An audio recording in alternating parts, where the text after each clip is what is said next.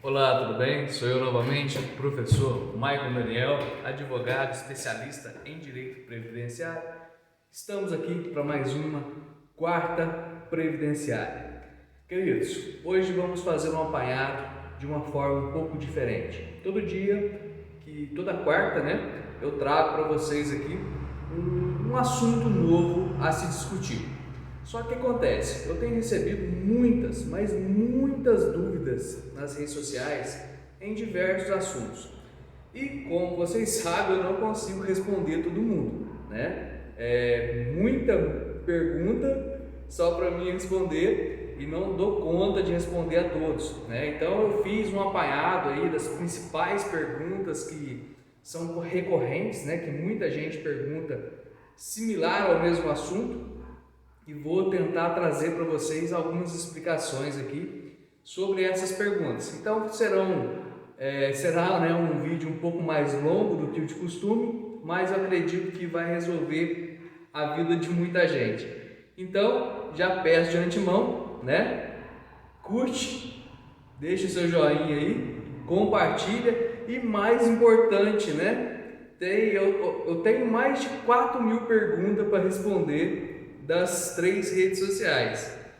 E eu tenho 1.700 seguidores. Tem alguma coisa errada aí, né? Então é o seguinte, se você ainda não nos segue, segue lá nas redes sociais, canal Conexão Direito no YouTube, né? Professor Maicon Daniel, advogado especialista em direito previdenciário no Facebook e no Instagram. Segue as nossas páginas, segue nosso perfil, que você sempre vai estar se abastecendo de conteúdo de qualidade, tá? Sou especialista em direito previdenciário, graduado, pós-graduado, com diversas especializações, então eu não trago, vamos dizer assim, nada que eu capto no ar e venho trazer para vocês não. São conteúdos realmente bem analisados e preparados, tá? Então o que eu vou passar para vocês hoje e que eu passo no dia a dia está relacionado à minha experiência como profissional do direito. Então eu estou aí no ramo do direito desde 2016, atuando como especialista em direito previdenciário, então tem uma bagagem considerável a apresentar para todos vocês aí, tá? Espero que eu atenda a necessidade de conhecimento que vocês estão buscando e vamos lá começar o vídeo não ficar tão grande, tá? Vamos lá. Então vamos lá, aí ó, dando continuidade aqui, sequências de pergunta para hoje, tá? Hoje é 20 de setembro de 2023. Vamos para a primeira pergunta. Tenho determinada doença, tenho direito à aposentadoria por invalidez? Primeira coisa que tem que entender, tá, gente? Quando se trata de auxílio incapacidade, seja ele um BPC LOAS, seja ele um auxílio incapacidade permanente ou temporário, não é a doença que dá o direito. A pessoa entra nas diversas redes sociais e nesses vídeos diversos que tem por aí e tá lá, rol de doenças que dá direito. Tem lá diversas doenças e a pessoa lê aquela doença que ela foi diagnosticada e fala assim, eu tenho direito, mas eu entrei e foi negado. Por que isso acontece? Não é o fato de ter a doença. O fato de você ter um atestado com a CID daquela doença não significa que você tem direito ao auxílio, ou no caso a aposentadoria, tá ok? O que dá o direito é a incapacidade gerada pela doença. Então, se você não está incapaz, não gerou nenhuma incapacidade aquela doença que você tem, você não vai conseguir um auxílio incapacidade. O auxílio incapacidade, ele é para quem está incapaz. Então, se você não estiver incapaz, o fato apenas de ter um CID com uma doença não vai te dar o direito à aposentadoria por invalidez, tá certo? Então, só resumindo aqui, você foi diagnosticado com uma determinada doença, o médico fez um laudo, tem um exame dizendo que você está com aquela doença, porém, você está bem, né? Tem muitas doenças que estão previstas na legislação que você pode ter o diagnóstico dela, mas ela ainda não te afetou em nada. Então, o simples fato de estar com a doença não vai te dar o direito. Só vai ter direito se constatado a incapacidade. O que dá direito ao auxílio no geral, tá? Ou no benefício, é quando essa doença, quando o CID dessa doença, ele gera uma CIF, que é a incapacidade, tá? Então são códigos diferentes. A CIF está relacionada à funcionalidade. Então, quando você tem uma doença e ela gera uma incapacidade, essa incapacidade gerada é o que vai dar o direito a ter o benefício por incapacidade, tá ok? Então, a primeira pergunta aí é essa. A próxima, nunca contribuir, consigo aposentar por idade? Vou fechar aqui e abrir de novo para não ficar muito longo. Continuação então, pergunta 2. Nunca contribuí, consigo aposentar por idade? Gente, requisito para aposentadoria: tempo de contribuição mínimo 180 contribuição. Idade para aposentadoria da mulher 62 anos, homem 65. Quais são as exceções? Atividade especial rural. Então, se a pessoa tem atividade especial rural, comprovado que exerce essa atividade por mais de 15 anos, que seria equivalente a 180 contribuições, é possível buscar aposentadoria por idade rural. Fora isso, tem o benefício, que é o BPC, da LOAS para a pessoa com mais de 65 anos, independente de ser homem ou mulher, tá? Mais de 65 anos, independente de ser homem ou mulher, tem o BPC LOAS para a pessoa idosa. Para conseguir esse benefício, tem que ser analisada a renda per capita familiar, que hoje ainda se mantém a regra de não poder estar acima de 1/4 do salário mínimo por pessoas cadastradas junto ao CAD único, tá ok? Então tem que comprovar a idade e mais o cadastro de miserabilidade no CAD único para conseguir o BPC LOAS para idade de 65 anos. Fora isso, a aposentadoria rural na modalidade especial, segurado especial, né? Que é 55 anos para mulher, 60 para homem, certo? Próximo, vamos lá. Próxima pergunta é: por que meu processo está demorando tanto? Vamos lá. Então, terceira pergunta, né? Por que meu processo está demorando tanto? Existem vários motivos para o processo seu administrativo junto ao INSS estar demorando, tá? Principalmente você que fez sem advogado, ou até que fez com advogado, né? O que acontece? O processo normalmente demora porque tem algo errado. Esse algo errado pode ser que foi feito errado no momento que você fez, você protocolou o seu processo, você fez alguma coisa errada e, em razão de ter feito algo errado, esse processo vai ficar enrolado. Ou pode ser que existia alguma irregularidade no seu cadastro.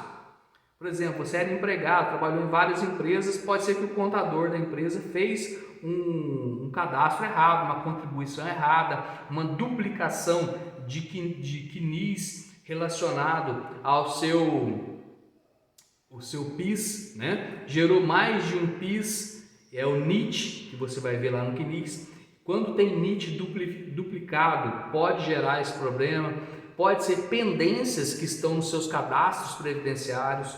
Isso tudo gera demora no processo, tá? A maioria das vezes é você que faz errado. Quando você faz errado, tende a demorar, porque até acertar todos os detalhes que foram feitos errados, o processo vai ficar enrolado. Então, na maioria das vezes é erro, tá? Ou é erro que foi realizado pelos os contribuintes, né? Que pode ter sido os empregadores, ou foi pago carnê de forma errada, com código errado. Tudo isso são situações que podem estar levando o seu processo a demorar muito para sair.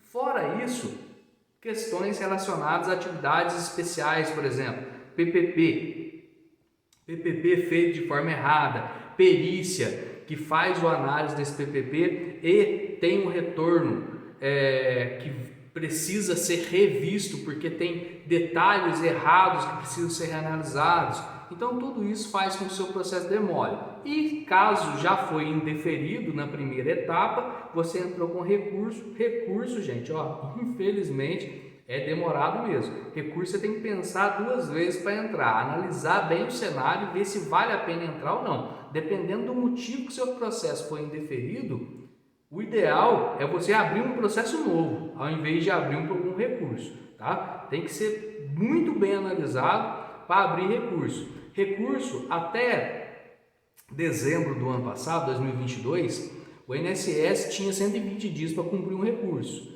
Hoje, depois da atualização da IN 128, ele tem 365 dias. Se quando ele tinha 120 dias já demorava mais de 2 anos para eles analisar um recurso, agora tem 365 dias, você já imagina como é que funciona, né? Então, infelizmente, tende a demorar mesmo. E se for depois ainda para terceiro recurso, que é o recurso especial, provavelmente já está 5, 6 anos aí com o seu processo parado. Então tem que analisar certinho, porque nem sempre é viável. Conselho que eu dou: quer entrar no processo sozinho? Entra. Primeira fase. Foi negada a primeira fase? Procure um especialista para te orientar. Porque se você continuar da segunda fase para frente sozinho, a tendência é você passar raiva, tá? Vamos lá para a quarta pergunta. Se eu casar novamente, vou perder minha pensão por morte? Vamos lá. Então tá aí, ó. Quarta pergunta, né? Se eu casar novamente, vou perder minha pensão por morte? Não, tá? Na legislação atual, se você casar novamente, você não perde a sua pensão por morte, salvo casos de regime próprio que pode ter essa especificação de acordo com o regime que você adotou, né? Ou no que você está enquadrado para fins de aposentadoria. Por exemplo, o caso, né, do militar da filha maior solteira. Então, filha maior solteira, casou, perde a pensão, né? E no caso, até pouco tempo, ainda não se falava nada sobre a união estável. Hoje, se comprovado união estável, mesmo que não tenha casado, já tem decisões judiciais que ela perde a sua pensão. Então, fora isso, regime geral do INSS não tem previsão para perder a sua pensão por morte, tá certo? Até não é essa pergunta, mas dentro ainda, que cabe, o pessoal pergunta muito: se eu aposentar, eu perco a minha pensão? Se você se aposentar, você não perde a sua pensão, tá? O que acontece se um dos 2 benefícios for acima de um salário mínimo, esse benefício, ele vai, vamos dizer assim, ele vai ser pago integralmente, e o outro benefício, se também for acima de um salário mínimo, ele vai ser pago 70% dele, reduzindo até no máximo um salário mínimo. Okay? Então, falou de um salário mínimo, não tem redução nenhuma, certo? Lembrando que, quando se fala de pensão por morte, estamos falando do valor da cota, né? Então, se a cota sua for abaixo de um salário mínimo, você vai receber abaixo de um salário mínimo. Agora, se a cota for até um salário mínimo, se mantém a cota de um salário mínimo, certo? Vamos lá. Próxima pergunta aqui. Quinta pergunta, né?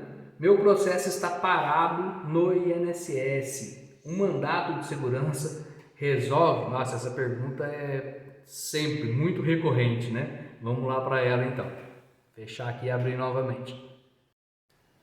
Na sequência, quinta pergunta. Meu processo está parado no INSS. Um mandado de segurança resolve? Bem, gente, primeira coisa que tem que entender, tá?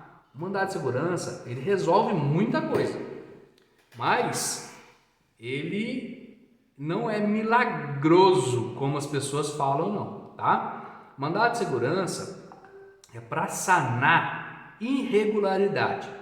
Então, tem uma irregularidade que a autarquia previdenciária está cometendo através de um servidor. Você faz o mandado de segurança em face do servidor, entendeu? Quando você entra com mandado de segurança, você não entra contra o INSS. Você entra contra, por exemplo, no caso de benefício previdenciário, você entra contra o gerente da agência que está com o seu processo parado.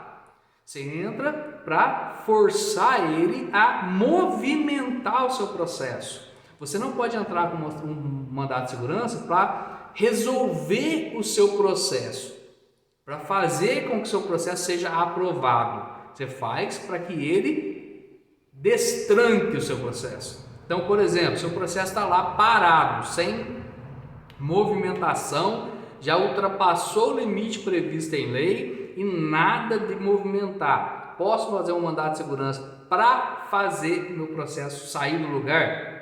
Desde que comprovado irregularidade da autarquia junto ao seu servidor, sim. No contrário, aqui no Tribunal de Minas, aqui no TRF1, não se usa mandado de segurança para ficar batendo em cima para finalizar o processo. Pode até ter algum tribunal aí que o pessoal aceita dessa forma, mas o correto não é esse, ok?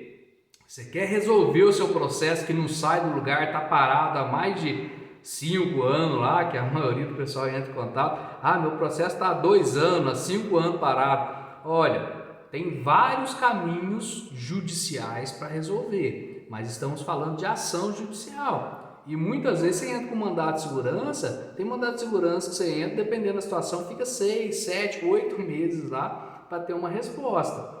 Se não tiver realmente enquadrado dentro da forma que pede o mandado de segurança. E tem a ação que você entra com 2 meses, você resolve tudo. Então é delicado, tá? Não fica nessa onda, tudo é mandado de segurança, mandado de segurança. Nem sempre mandado de segurança é a resposta para você. Você vai acabar atrasando ainda mais seu processo se você entrar com mandado de segurança pelo motivo errado, ok? Então mandado de segurança processo está parado no INSS há muito tempo. Posso entrar com mandado de segurança? Posso, desde que tenha um motivo plausível, para você questionar o fato dele estar parado, tá certo?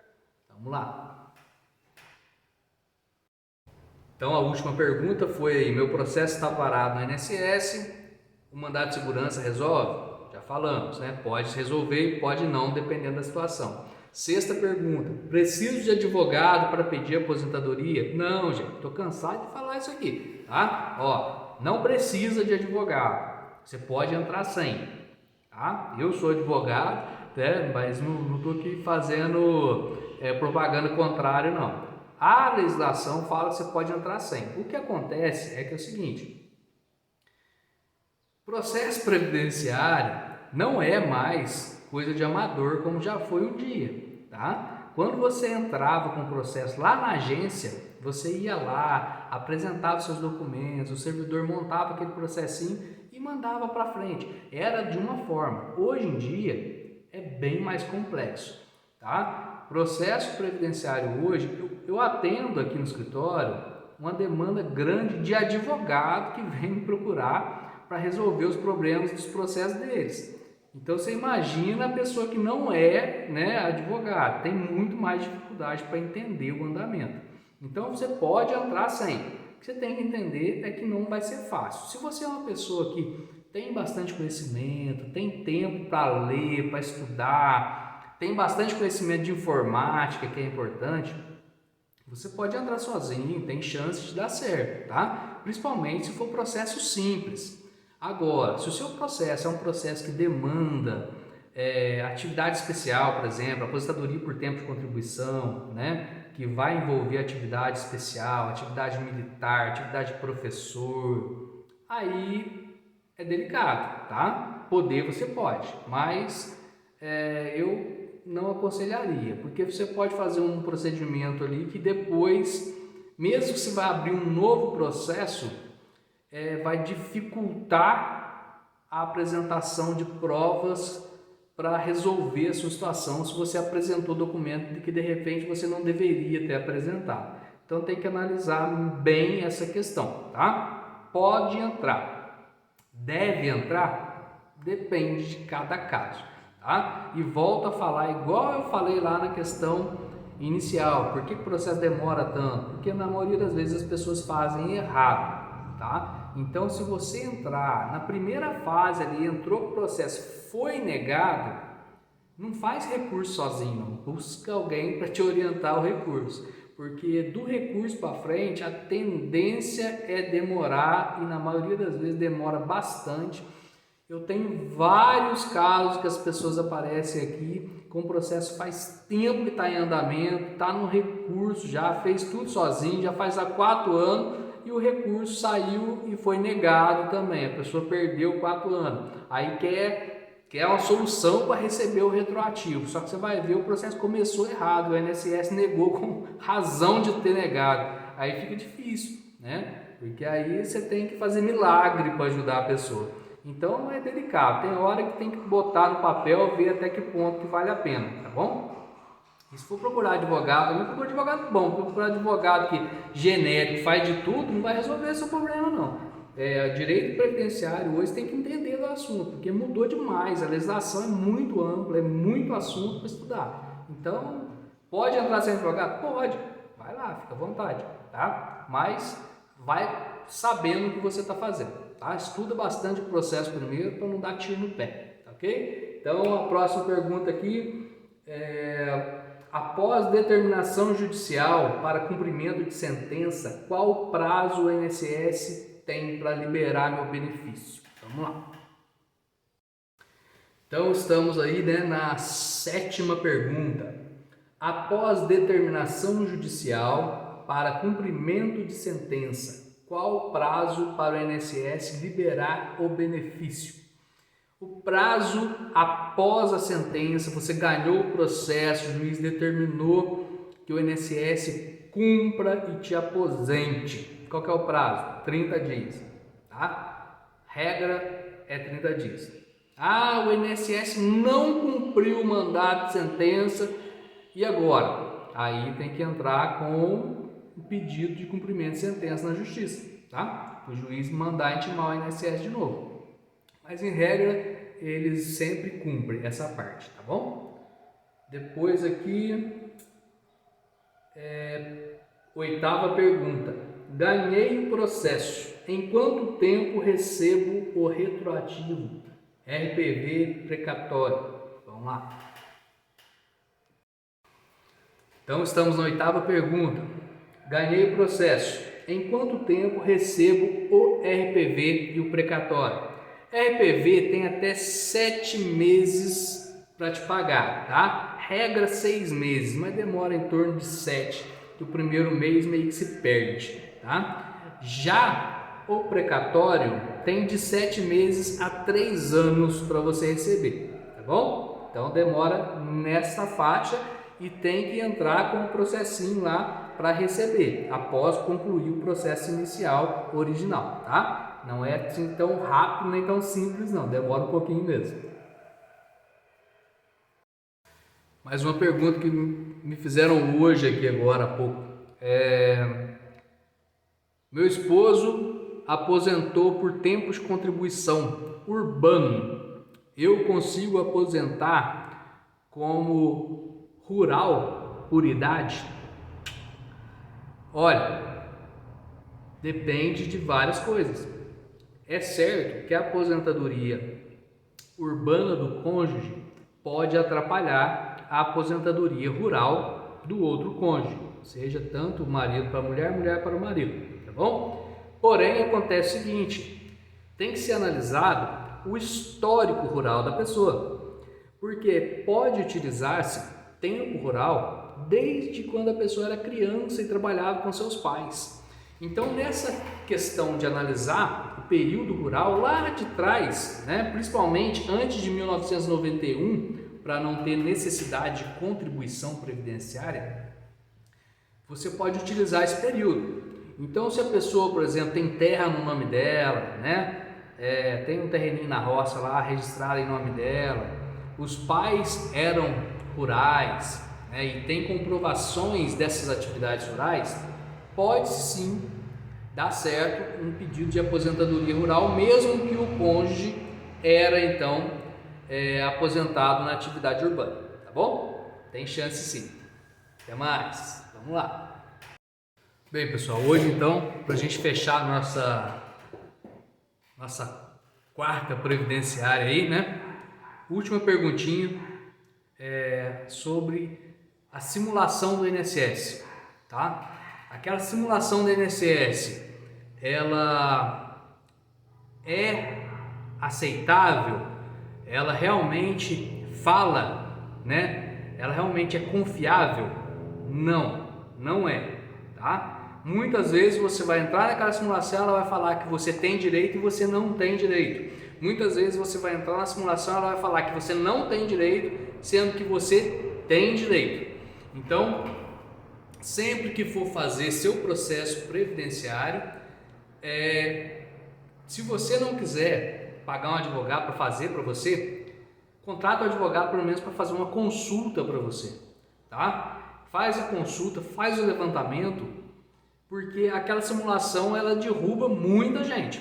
Chega muitos advogados aqui e clientes, né, que falam assim, eu entrei com o processo e na simulação estava falando que eu tinha direito, eu entrei e foi negado. Aqui a simulação, aí eu vou olhar, o que acontece? A simulação ela pega o extrato previdenciário, que é o CNIS, e contabiliza ele inteiro.